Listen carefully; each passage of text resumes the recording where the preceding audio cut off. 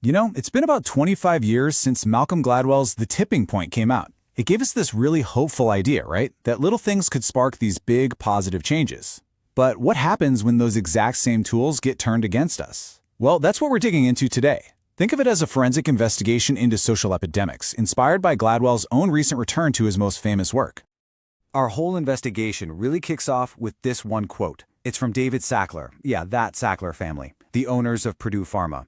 He's testifying before Congress, talking about the opioid crisis, a total catastrophe that's killed hundreds of thousands of people. And listen to the way he phrases it.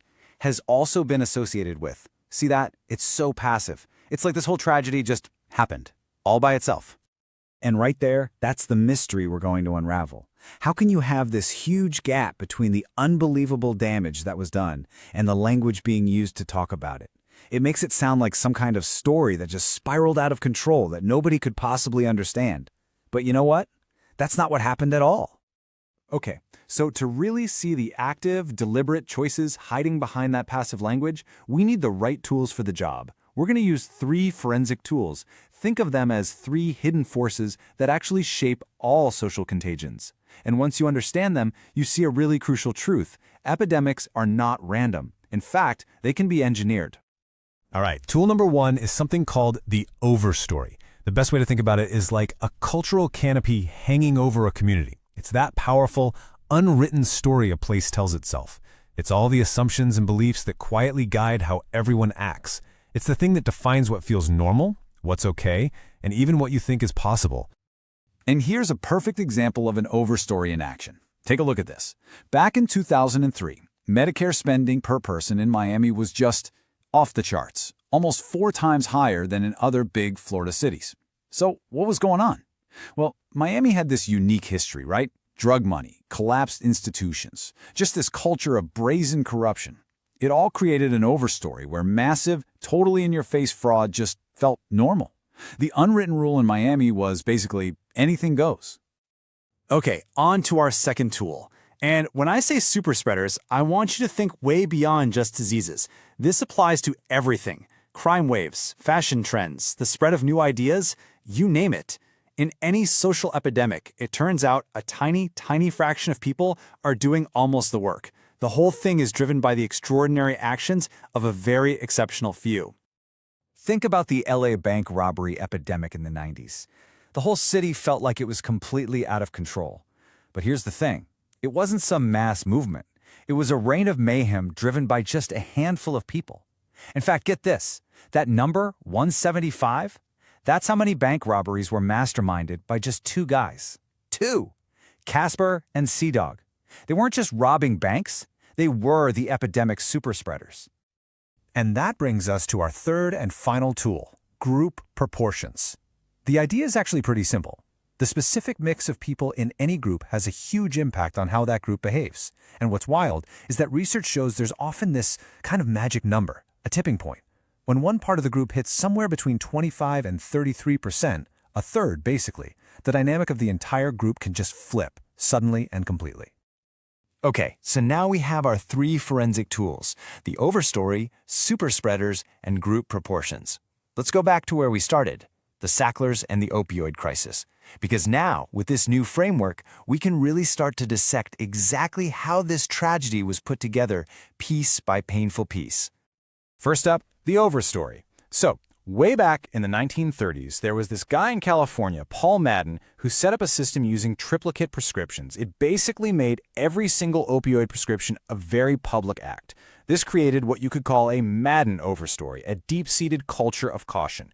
Now, Purdue Pharma, they knew this, so they deliberately aimed their marketing for OxyContin at states that didn't have that cautious overstory. They created these little pockets across the country where pushing and prescribing these drugs aggressively felt totally, completely normal. Next, let's look at super spreaders.